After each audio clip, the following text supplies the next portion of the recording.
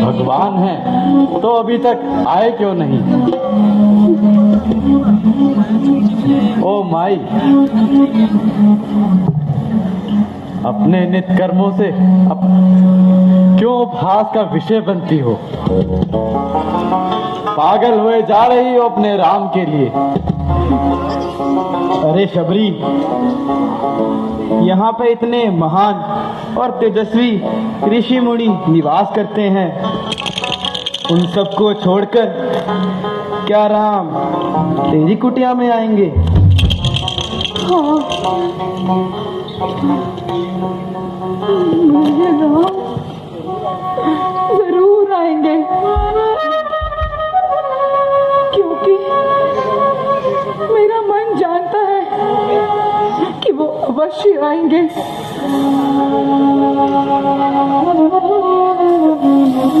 चाहे मैं जग के लिए अछूत हूँ, किंतु मुझे पूर्ण विश्वास है कि राम के स्पर्श से मेरी नैया पार लगेगी। मेरे गुरु महर्षि मतंग का वचन झूठा नहीं हो सकता। वो आएंगे, अवश्य आएंगे, मेरे राम अवश्य आएंगे, अवश्य आएंगे मेरे राम। अरे हो सकता है भक्ति और पागलपन में कोई अंतर ना हो। यदि संसारिक जीवन को देखा जाए तो भक्त पागल जैसे ही दिखाई देता है, परंतु ये मत भूलो कि शबरी तेजस्वी है और उसे अनेकों सिद्धियां प्राप्त है, पर सिद्धियों का उसमें अहंकार मात्र भी नहीं है। यही एक अच्छे तेजस्वी की निशानी है। आप फिर आ गए पूर्ण रौंद में। हमें माता शबरी के पास जाना है। क्या आप हमें उनके आश्रम तक का राह बता देंगी? माता शबरी? कौन है आप? मैं दशरथ नंदन राम और यह मेरे छोटे अनुज लक्ष्मण।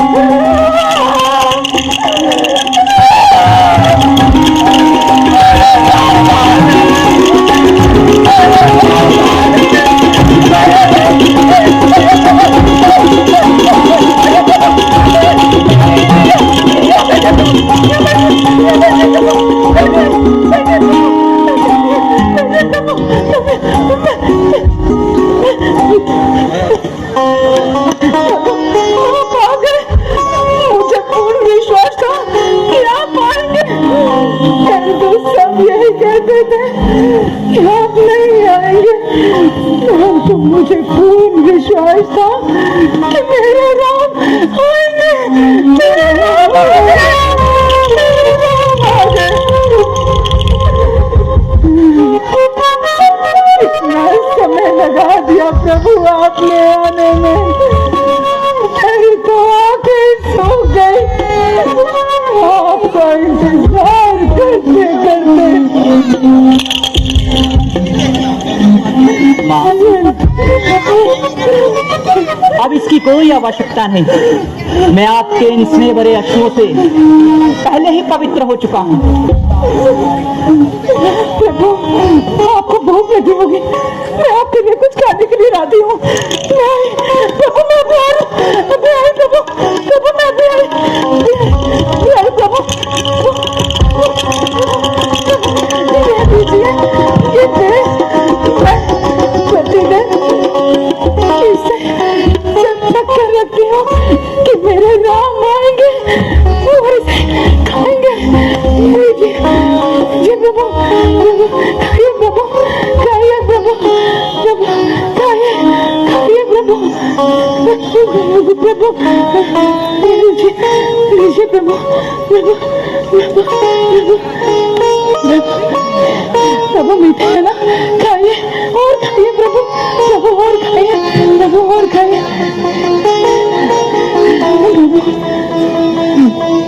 लो लक्ष्मण, तुम भी खाओ। प्रभु मीठे है ना, ऐसे मीठे फल। माँ, ऐसे मीठे फल तो भगवान के उस वैकुंठ लोक में भी नहीं मिलते। इनकी प्रशंसा के लिए शब्द नहीं है मेरे पास। इतने वर्षों पश्चात आज ऐसा प्रतीत हुआ कि माता कौशल्या स्वयं अपने हाथों से मुझे खिला रही है। दीजिए माँ।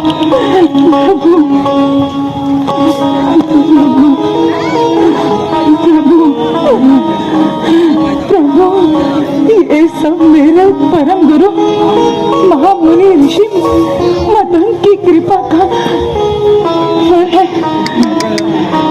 उनके तपोबल से इस मन में कभी भी फूल मुरझाते नहीं, सदैव ही ताजे रहते हैं।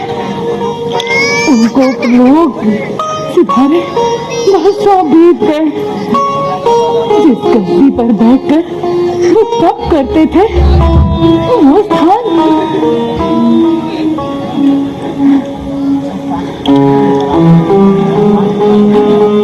माता, कितनी धन्य है आप और कितना धन्य है यह स्थान जिसे ऐसे परम प्रतापी गुरु की सेवा करने का अवसर प्रदान हुआ। क्या आप हमें उस स्थान के दर्शन करवा सकती हैं? हमारा भी जीवन धन्य होगा। आइए प्रभु, आइए, आइए प्रभु, आइए, आइए प्रभु, आइए, आइए, आइए प्रभु।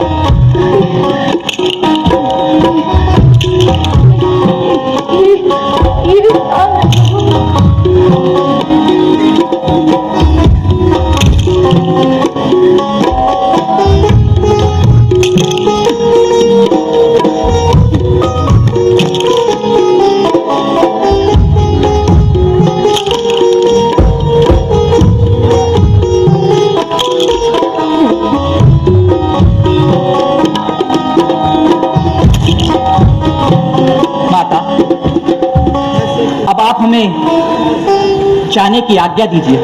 नहीं प्रभु, अभी मैं आपको आज्ञा नहीं दे सकती। अभी मेरा मन नहीं भरा प्रभु। अगर आप जाना ही चाहते हैं तो सुनिए।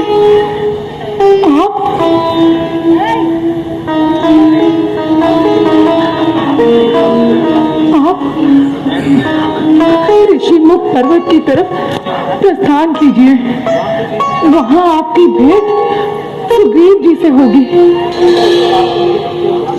और सुग्रीव जी के साथ आप मित्रता कर लंका पर चढ़ाई कर दीजिए और वहां आपको आपके अनन्य भक्त हनुमान मिलेंगे। परंतु उससे पहले आपको मुझे भक्ति का ज्ञान देना होगा।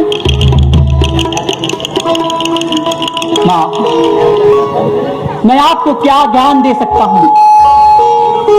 आप तो अपनी भक्ति से पहले ही ज्ञान की उस परम सीमा तक पहुंच चुकी हैं। यदि आप मुझसे कुछ पाना ही चाहती हैं तो केवल भक्ति ही ज्ञान का सरल मार्ग है। प्रथम मार्ग है भक्ति, द्वितीय मार्ग है प्रसंग, तृतीय मार्ग है साधुओं की पूजा, चौथा मार्ग है मन में द्वेष न लाना, पांचवा मार्ग है कीर्तन और छठा मार्ग है भक्ति। और भक्ति ही व्यक्ति को संसार के उच्च पद तक ले जाती है। माँ, आपकी भक्ति में इतना प्रताप है कि आप भक्ति करके इस समान की परम सीमा तक जा चुकी हैं।